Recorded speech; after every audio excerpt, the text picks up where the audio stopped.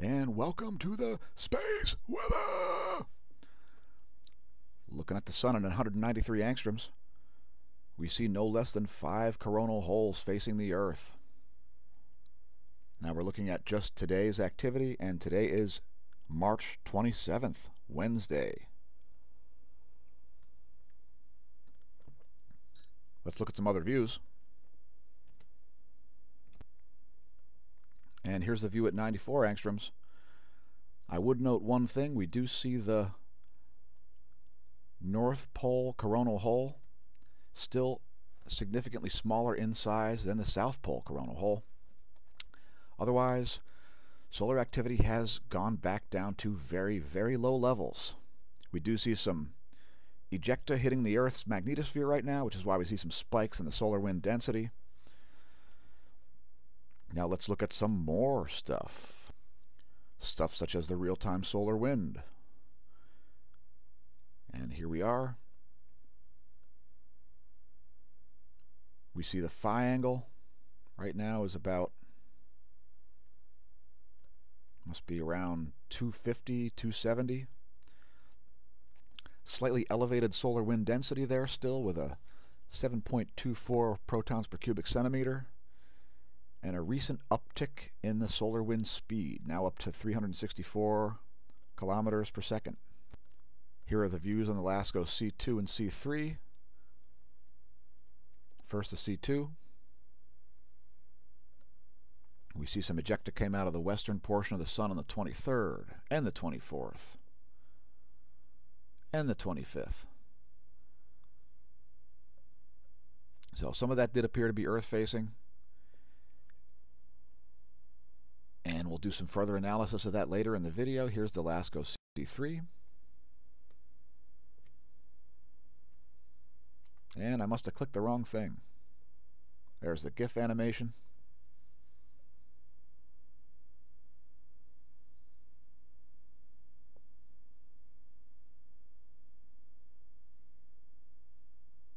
There does appear to be some ejecta headed toward the Earth. The best guess would be it'll arrive on the 30th or so. But again, we've got to do a little more analysis of that, which we will do shortly. Next, let's check out the line of sight field plot here on the Gong 2. This data is 1 hour and 43 minutes old. And we see a highly magnetic region there around the southern portion of the sun, right here. And that's causing some changes in the sun's B field, which is shown in blue.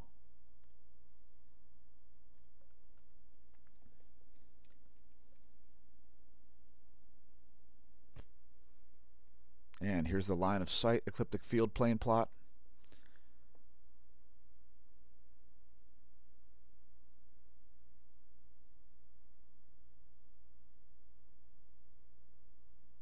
This data 1 hour and 44 minutes old. Here's one of the auroras that showed up as a result of the CME, coronal mass ejection, which struck the Earth's magnetosphere on Sunday night. And I wanted to go to spaceweather.com just to show you the 10.7 centimeter radial flux has dropped all the way down below 70. So back toward solar minimum conditions there. Let's move on to some other stuff. So we'll head to spaceweathernews.com, where Ben Davidson was kind enough to compile all this data for us. X-ray flux has returned back to flatline conditions. We see some magnetometer spikes.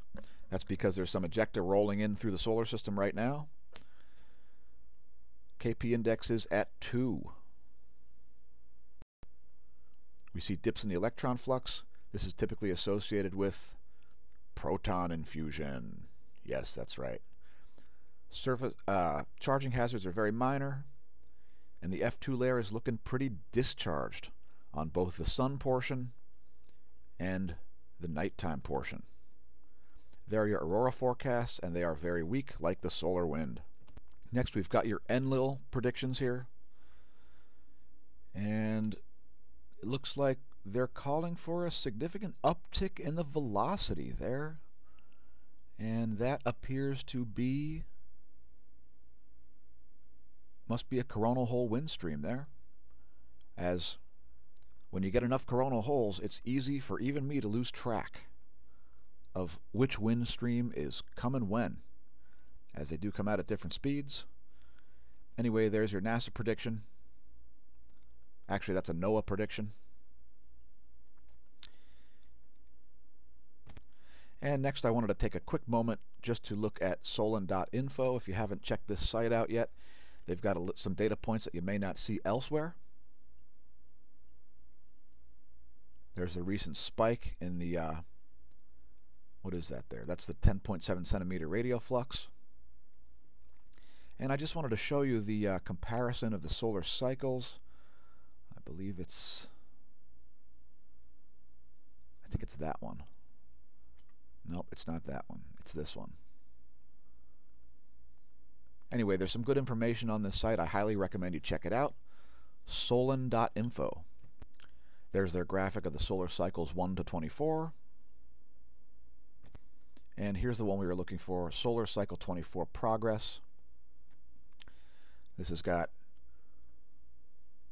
a bunch of different data here, all packed together, as there are many of us trying to figure out when the solar minimum is arriving.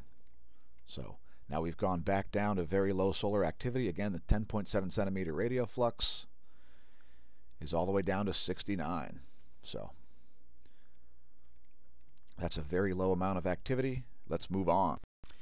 Here are the geospAce magnetosphere movies.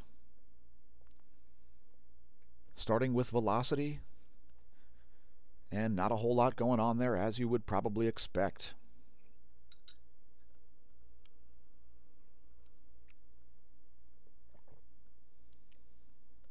Next, we'll look at the density.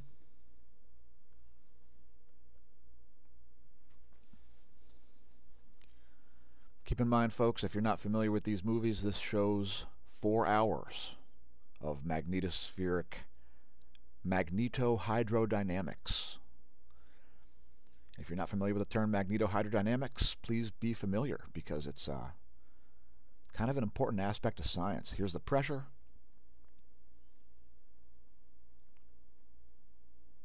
And we see some turbulence there, as we have seen some recent spikes in the solar wind speed, which appear to have subsided quickly. And there's another pulse. Current in, current out, folks. Next, we'll look at geospAce ground perturbations. First, the view from the poles.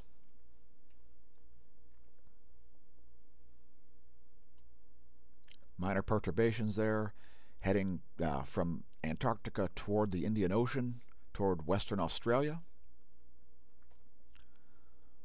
And we are always looking for evidence of the 2 North Poles, as we have one over Canada and one over Siberia. Your compass will point in between them, depending on where you're located. But 2 poles up north, folks.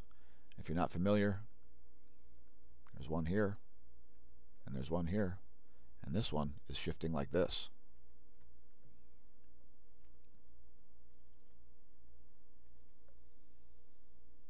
And we see the standard pulses into the Indian Ocean there that we've been watching for weeks and months. Let's look at some more data. Head to the usgs.gov earthquake site to look at the last 24 hours. We're only going to cover 4+. There we see a 4.3 in Guam at depth, suggesting a larger quake at the surface in the near future. Here we see a 5.6 at El Salvador, right at the northern tip of our watch zone, so let's draw that in. If you're in these areas, you are experiencing a magnitude 6 and 7 earthquake drought. So please have a plan. Please be an asset, not a liability in the event of a disaster. And please let people who aren't aware know that these areas are hot spots and that we've been having a massive drought of 6 and 7 magnitude earthquakes for months. Let's continue on. Looks like a big swarm in southern Alaska there. But again, we're only covering 4+. So there's a 4.9 at El Salvador.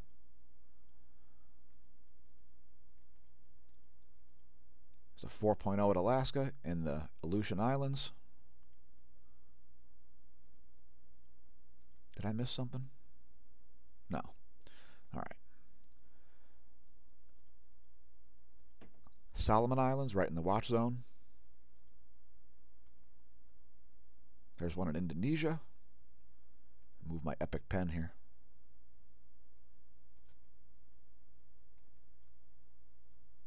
I don't think the recording software likes my Epic pen. All right. 4.9 in Indonesia.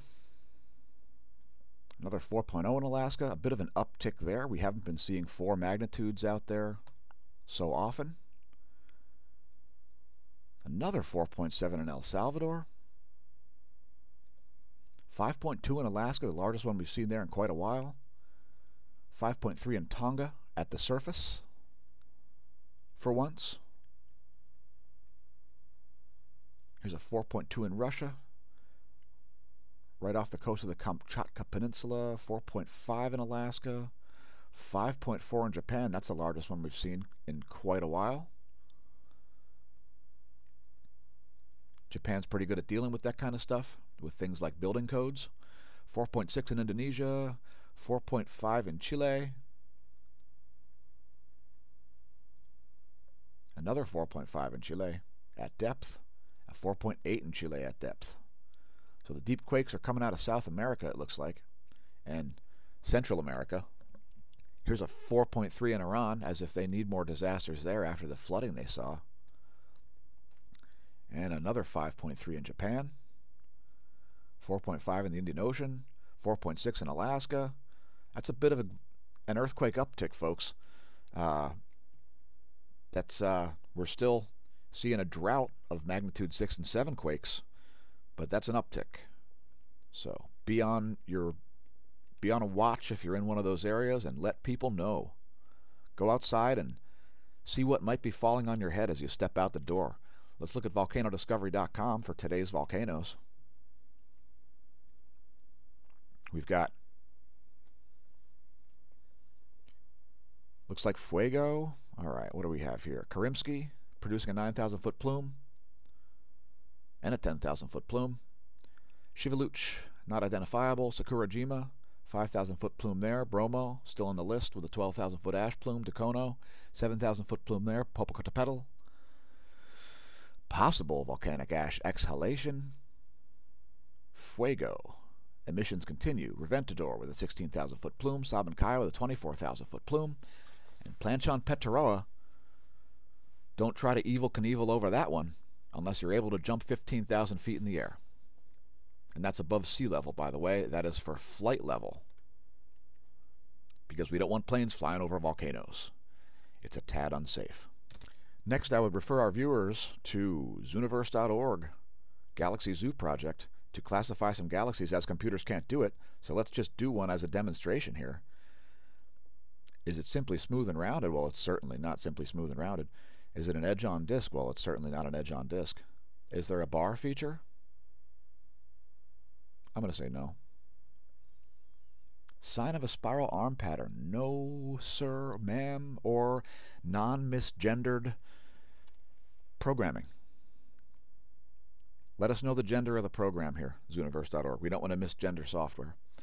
Is there a central bulge? Well, there certainly is. Let's call it large. By the way, this is the That's What She Said section of live streams. So if you want to put a comment up the next time we live stream, that's the time to do it, when we're talking about bulges. Is it merging or disturbed? I'm going to call that a minor disturbance, although it could be a background or even a foreground object, but it looks like it's part of the same focal point to me. And one of those objects looks like it's somehow related. So let's just say there's a lens or arc.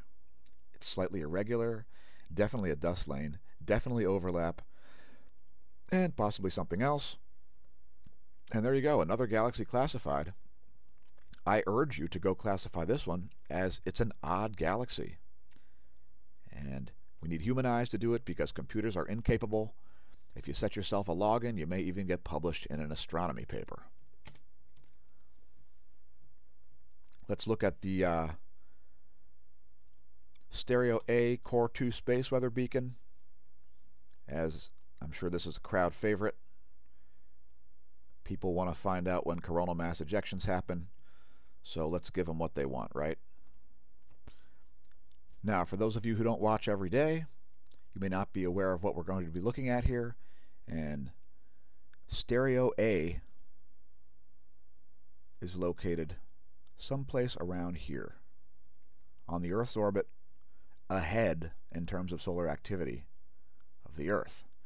Stereo B is back here, the other third of the way around the Sun. So when we're looking at the space weather beacon here, we're looking in this direction, and we're looking for ejecta pointed this direction, down the interplanetary magnetic field, which shows up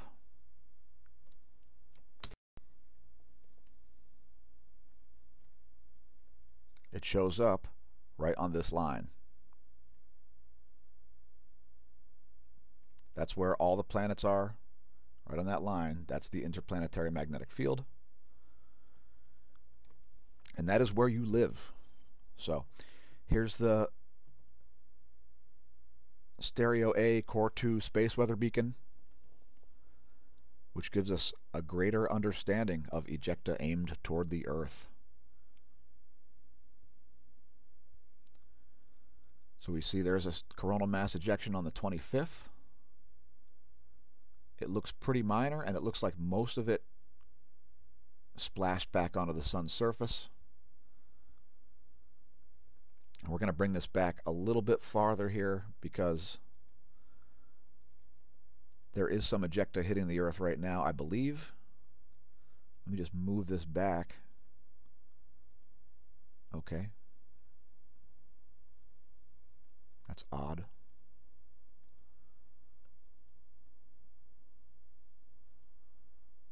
For some reason it was on the 24th. Let me just rock this. Okay, that's the right data. Okay, we're good. So there's that coronal mass ejection. Some of that ejecta certainly made it out of the corona.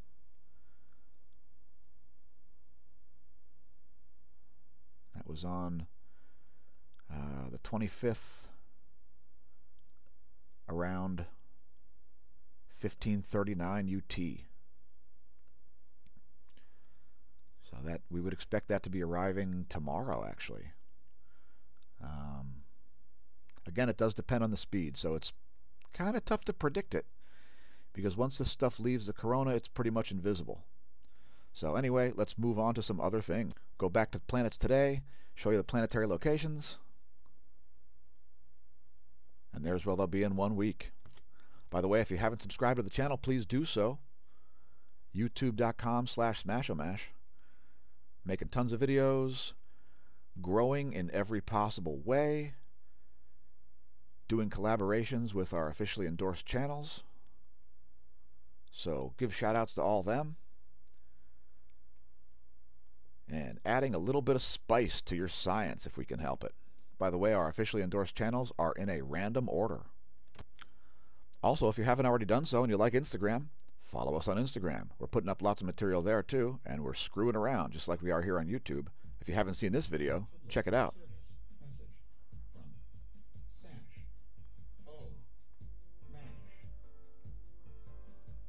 When something goes wrong in life, do not forget to stop, drop, and roll. Can't be serious all the time, folks. You can't be serious all the time. A public service message. When things go wrong in life, don't forget to stop, drop, and roll. How about an article from Cosmos Magazine? Something for everybody to freak out about out there. New CERN study sheds light on matter-antimatter mystery. CERN. Oh, CERN, the Large Hadron Collider. It's so scary. I feel like Paul Bearer, the manager of the WWE wrestler, The Undertaker. Because CERN is so scary and satanic. It's going to open up a black hole and make the Earth do work on itself, something thermodynamically impossible. Anyway, the article is So anyway, read it if you like, but the reason that we covered it is because CERN is still shut down for another 18 months as it upgrades to a higher power availability mode. Let's look at some phys.org stuff. How about some Earth stuff? Can China keep its climate promises? The answer's no! China and India are not going to stop producing CO2. They need to build their infrastructures. And yeah, I'm not going to make any more comments about CO2. But phys.org will. Here's the featured article of the day. Race at the edge of the sun. Now, we like racing. Bicycles. Ions are faster than atoms. Regular viewers are probably aware of this already. However, please read the article as it is about a greater understanding of the way the solar wind works. So, read it. It's about magnetic fields and ionized plasma. And you will like it if you understand what we talk about daily on this channel. Next, let's talk about the veloshop.net, the premier cycling shop of the Lehigh Valley, and the official bike shop of the Lehigh Valley Velodrome. Now, I'm about to upgrade because I need a new road bike. So let me show you what I'm going to be purchasing, because I feel like a kid in a candy store. And later this season, I'm going to be riding this, the Felt AR3. And man, oh man. All right, I got to stop watching this. I got to stop looking at this because it's raising my blood pressure. And yes, it does come with a carbon fiber wheel set, by the way. Be still my heart. And finally, I just wanted to cover an article featuring pro cycling testimony by guys like this. Taylor Phinney, one of the premier, possibly the best cyclist in the U.S. right now. He should be in the Tour de France if everything goes according to plan this year. Cyclists open up about their struggles with depression. Now, we covered some pretty grim stuff in the show, so it's an interesting article for you to read up here if you like. Taylor Phinney makes it look easy with his goofy, ironic sense of humor. Let me tell you, it ain't easy. And let's just zoom in at 304 angstroms here to close things out as we see a giant filament towering over the northeast limb. Zoom in on that thing as it is getting closer and closer to home. Check that one out. Also, some more other filaments rising there in the southeastern portion of the limb. We see some ejecta down here. How about some even more views?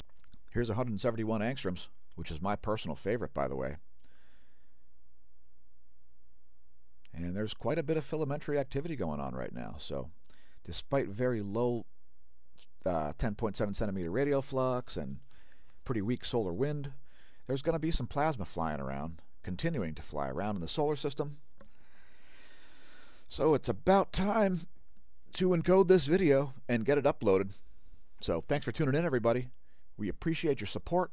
Thank you, especially donors. You don't know how much of a difference it makes. We'll be doing it all again tomorrow, God willing. And it'll never be now again. So remember, when you're staring at the sun, it's addictive. Ask Galileo. He went blind doing it. When you're staring at the sun, don't drink. And if you drink, stare at the sun anyway, using the proper filters. But don't drive. And may the solar wind be at your back and the atherosclerosis absent.